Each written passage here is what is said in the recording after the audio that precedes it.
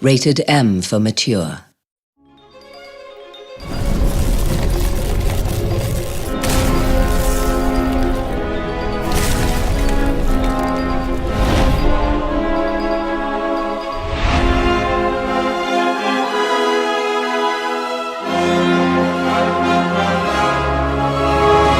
World building in vintage games is sort of an interesting thing because it's a hybrid of art and design. It's really kind of dual classing those two things. Our main job really is to incorporate narrative with the art and blend the two so that it's seamless. I think it requires a very steady hand. It requires a lot of patience and a lot of communication because we work with so many different people and so many people have their work culminating in what we do. We're responsible for taking all the assets that the environment guys make and the lore that the narrative guys produce and use that to craft the world that the player is going to experience. We've got a really small, cohesive team.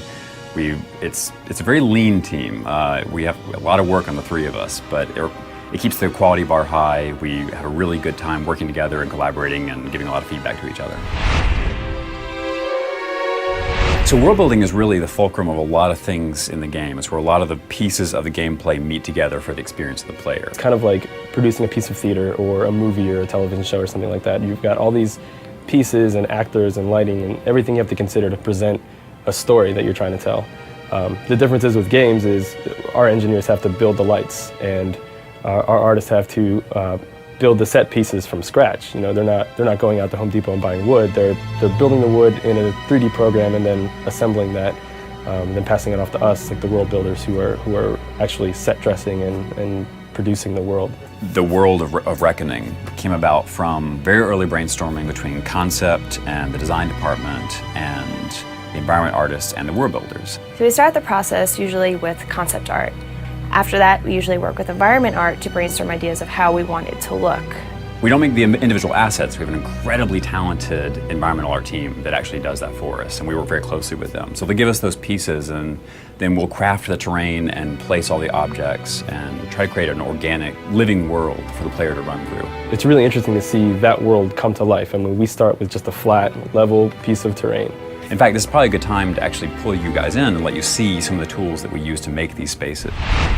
Okay, so let's take a quick look at our tools here. I've done some basic terrain sculpting with our brush sets here. I'm going to throw in some textures on top of that. Some rock texture, some dirt underneath that, some different shades of grass that I can throw in. And now I'm actually going to put in a road around this hill that I've created, so I'm changing the palette and then putting in the road texture you can see there. And then I'm going to start putting in dirt around it to give a very weathered feel and just kind of move those textures back and forth until I get what I want. You can see I'm trying to make it have some history to it, that the cobblestone is sort of worn away. And that's a big deal for us, that all these places in the world have a story to them, have history to them. And now I'm just trimming it in with some flowers around the edge of the road just to frame it in nicely visually. We'll extend that road just a little bit further around that. And now I think it's time to place some actual assets in here. So we have our cliffs and our trees and our rocks and all of that make this world feel lush, and I'm gonna start throwing those in. You can see the big downtarth trees and some smaller trees just to give a different scale to things. So place these rocks around the different parts of the path, lower that down so it's on level with the player, and probably throw in a couple more over here, I think, just to make that feel sort of bookended. And now I'm gonna want to throw in some more stuff that's actually a smaller level, just another level of detail that's more close to the player. Here we go, placing these down. And then I'm going to come back in with some terrain brushes and make that feel really seated in the world. And here I'm actually using the vegetation brush to throw in some ferns and some different grasses and get that really lush feeling that you have as you run through the world of Reckoning. I'll add some flowers that sway in the wind and some more red flowers around the edges of the road just to give some real lushness to things. Creating a world isn't simply just about placing trees and rocks down, lighting it properly, throwing in some effects for, the extra magic. It's really about the way the narrative blends with the world. A lot goes back to story. A lot goes back to telling the story of the world, the story of the quest, this journey through the Feylands and this war that's happening. And that's really exciting because we get to put our hand to a lot of different things, not just the visuals, but the actual deep narrative of this game. The environment in the world should kind of be like its own character in the game. It has a part to play. It can evoke emotion. It kind of like sets the tone for whatever's happening. It's also reacting to what's going on around it.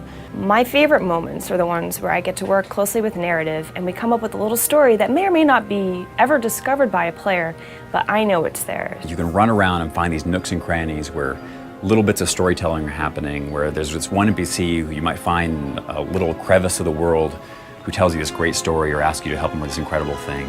Everything has a tremendous level of detail applied to it. From the assets that were made to the way they were placed, nothing was generated. We have taken the time to rotate everything just the right way, place it, and really create the experience for the players. We have to be very invested not just in the individual stories of what happens in a certain forest and the characters that live in our time, but also the much, much grander epic scale that the Kingdoms of Amalur history takes over. We're making spaces and locations in the game that are going to be used not just in Reckoning, but further on in the MMO when it comes out, so that's really exciting. And that requires a lot of interfacing with the MMO team, and that's really fun because we start making something and playing with it, and then we talk to them and they're like, yeah, that'd be great, let's try using that. And they twist it and bend it, and years later when history has taken its toll on it or changed it or made it better or torn it down, it's really exciting to learn how they've not just developed ideas that we made and made them bigger and grander by the time the MMO happens, but how they've destroyed things that we introduced and how those things are just big craters by the time the MMO player is going to actually see it. And that's really exciting, it's really fun.